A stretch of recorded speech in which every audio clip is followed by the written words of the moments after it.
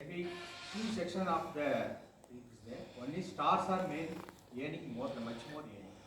Another section, people, the newcomers, the new artists, newcomers, there are very poor conditions. So the Goa-like place is a very highly richest place. I'm seeing the continuous effort with these poor people and newcomers not able to come to Goa. Whether it's a considering going to government to any other places. Another things, many legend peoples are now no more. So there is a film industry that is going to very big welcome. So you should encourage the many newcomers. So the festival they are not able to attend in the Goa festival. See your two questions.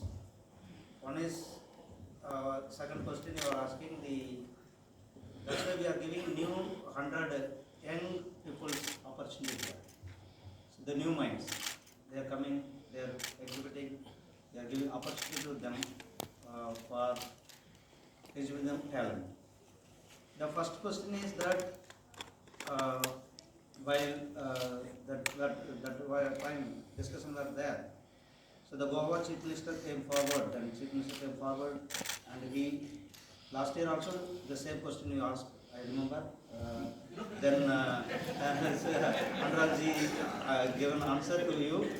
So this, see, like so the same place the festival is happening. So like we are also established a permanent setup and the one destination. The festival means, International Film Festival means it is in Goa. So for that, the festival is happening. And other, if you are telling, that's why we conducted the road shows also to participate in Chennai or Mumbai and Hyderabad. We are conducting the road show. We are giving the facilities, we are calling for the talents also. And we are going to conduct a wave on February 5th to 9th. Thank you. 16. He says that I have not asked that question last time. Sir Komal Sharma from Bharat Express मेरा पहला सवाल ये है कि Moni Sharma from Bharat Express. Komal Sharma Bharat Express. मेरा पहला सवाल ये है कि जो लोकेशन को लेकर के है, लोकेशन इस बार क्या बहुत खास है और अलग है।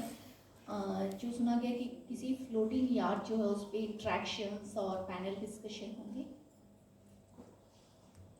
जी, वो भी एक नया है जो इस बार होने वाला है और उसको I think Indian motion pictures association करने वाली है, तो वो भी एक इस बार कुछ नया होने वाला है।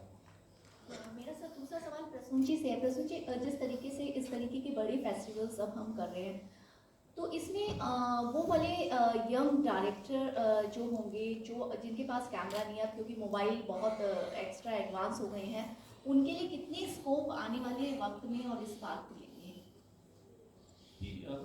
जैसे कि मैंने आपसे पहले कहा कि ये इस फेस्टिवल में हम लगातार ये प्रयास करते रहे कि जो यंग माइंड्स हैं, यंग जिनके पास इतनी सुविधा नहीं है, जो पहली बार फिल्म बनाना चाह रहे हैं, और आज जैसा कि आप देख रहे हैं कि किसी के पास भी ऐसा नहीं है कि आप अपने मोबाइल फ़ोन से फिल्म नहीं बना सकते, और वो फिल्म आप यंग क्रिएटिव माइंड्स की जब हम बात करते हैं वहाँ इंटर कर सकते हैं।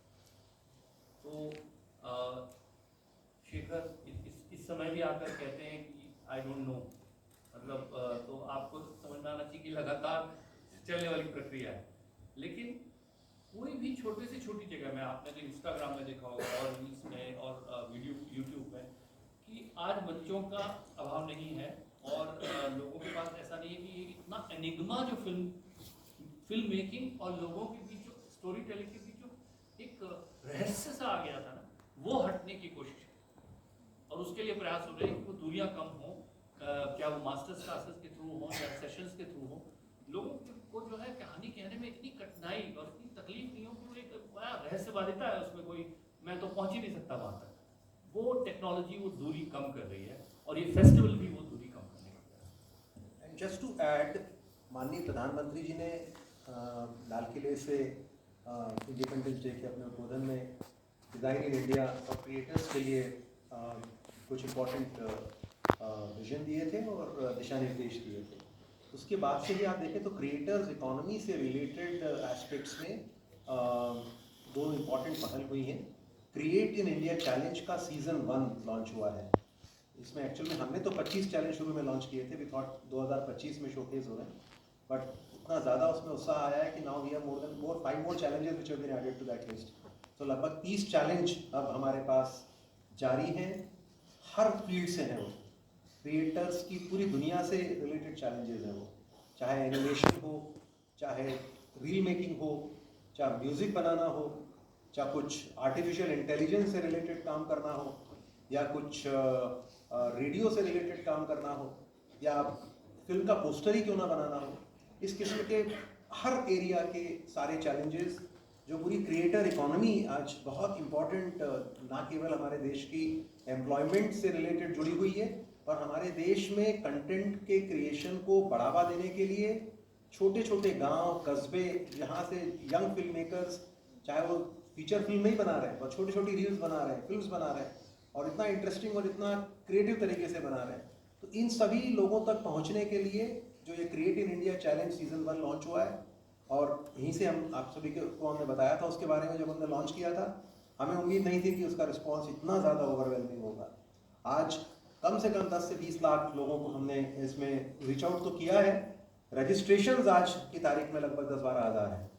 उसमें से विनर्स हम कैसे सेलेक्ट करेंगे, यही it's a problem of plenty right now, but it's a very happy problem, and hopefully जब तक वेव्स होगा तब तक ये नंबर और बढ़ने वाला है। और क्रिएटर्स इकोनॉमी एक बहुत इम्पॉर्टेंट एस्पेक्ट है हमारे देश की सांस्कृतिक विरासत को आगे बढ़ाने के लिए, और साथ ही साथ हमारी देश की इकोनॉमी और हमारी एम्प्लॉयमेंट से भी जुड़ी हुई बहुत बड़ी ये व्यवस्था है। तो इसको भी आप इसी के साथ अगर लिंक अप करेंगे तो I think you understand the direction that we are headed towards, which is future is now. Sir कितने लोग मेरे पास आते हैं सर, हम डायरेक्टर कैसे लोग सामने मेरे उनके वो वीडियो ले रहे होते हैं मेरा एक सेल फोन के साथ, तो मैं कहता हूँ आप तो वीडियो ले रहे हो, मैंने कहा हाँ, आपके पास एडिटिंग फैसिलिटी होगी आपके वीडियो में कहीं, हाँ आप यूट्यूब में भी डाल सकते हो।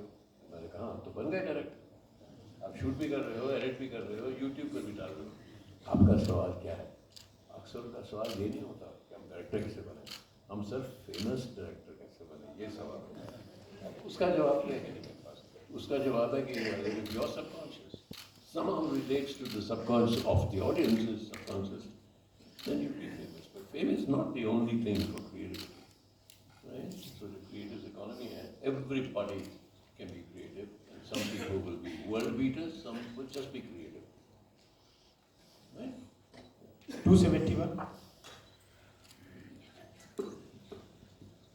Thank you so much. This is Ashwini Kumar from News 24 E24. I'm happy sir to see you, Shekhar sir, कि ये इस बार सिनेमा के लोग इफी को सिनेमा के चाहने वालों तक पहुंचा रहे हैं। एंड प्रतुल दिस टाइम वो मुंबई गए और सारे के सारे मेन एंटरटेनमेंट मीडिया के लोगों से वो मिले, उनको इनवाइट किया। I have seen that. Sir मेरा सवाल ये है, मैं ये जानना चाहता हूँ कि इफी जो है वो इंडियन प्लेटफॉर्म है, इंटरनेशनली हम अपनी फिल्मों को दिखा सकें, बड़ी बाहर की इंटरनेशनल फिल्मों को, और इंटरनेशनल बायर्स को यहाँ ला सकें।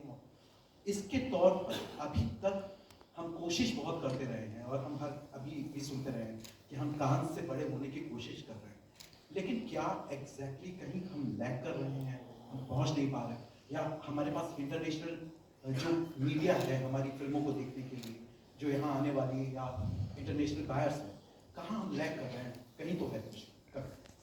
सर ये सवाल तो मेरे ख्याल सेक्रेटरी साहब ने जवाब दिया है, लेकिन दोबारा दे देंगे। लेकिन ज़िंदगी में कोशिश के अलावा कुछ होता ही नहीं, कोशिश ही करते हैं ना हम। अगर इतने साल कोशिश की और हम इंटरनेशनल नहीं बने हैं, वो सवाल ऐसा मेरा ये सवाल है कि सिर्फ क्या इंडियन फिल्म को इंटरनेशनल बनाना है कि अपने आप को सेलिब्रेट करना है? हम क्या ऐसी अच्छी फिल्में नहीं बनाते जो दुनिया सेलिब्रेट करें? फिल्म फेस्टिवल इसलिए भी तो होना चाहिए कि लोग हमारी फिल्में आकर देखें कि कैसा देश है, यहाँ के स्टोरी टेलर्स कैसे स्टोरी टेलर्स हैं कि इतनी सब दुनिया की सबसे बड़ी फिल्म इंडस्ट्री उन्होंने बना दी। लेकिन हमारा कल्चर अलग है। हमने वो जो जिसको रामलीला को बना दिया, हमने नौटंकी को लेकर फिल्में बना दी, हमने अपना कल्चर नहीं छोड़ा। लेकिन बार बार मैं यही सुनता रहा हूँ, यार उनके जैसे फिल्में बनानी चाहिए, उनकी जैसी फिल्में क्यों बनाए? उनको हमारी जैसी फिल्में क्यों ना बने। तो हमारा जो पूरा जो एफर्ट है इस बार कि भैया फिल्म बाजार में आओ, हम आपसे सीखें, लेकिन आप भी तो हमसे सीखो, हमने भी कुछ बनाया है। तो I know this is sounding patriotic, लेकिन ऐसा बहुत बड़ी और चीज़ इसका भी है। एक छोटा सा इससे रिलेटेड एग्जांपल नहीं है, पर slightly nuanced answer I can give. When the world calculates their GDP, they calculate the care that they take of their elderlies in their old age homes. It is counted as economy, क्योंकि है वो number आता है वहाँ से, और हमारे यहाँ पे वो नंबर हमारी GDP में जुड़ा हुआ नहीं होता है। तो we might think कि हमारी GDP कम है, but you understand where that number is coming from. That number is happening somewhere. तो हमारा कल्चर बहुत अलग है, हमारे दुनिया के रूल से हमारे, मैं इसलिए कभी वो मेरे लिस्ट में जब मैंने कहा था आपसे कि हम पहले नंबर पे हैं, 15वें नंबर पे, वो इम्पोर्टेंट नहीं है। हमारी फिल्में हमारे आज विश्व में जा रही हैं। इतने डाइवर्स देश की, इतनी डाइवर्स भाषाओं की बनी फिल्में, एक तो पहली बात है कि हमारा देश का मार्केट ही खुद इतना बड़ा है, पर हमारी फिल्में भी बाहर जा रही हैं, बाहर की फिल्में यहाँ आ रही हैं, और हम किस कॉस्ट पे बनाते हैं, उस सब चीज़ों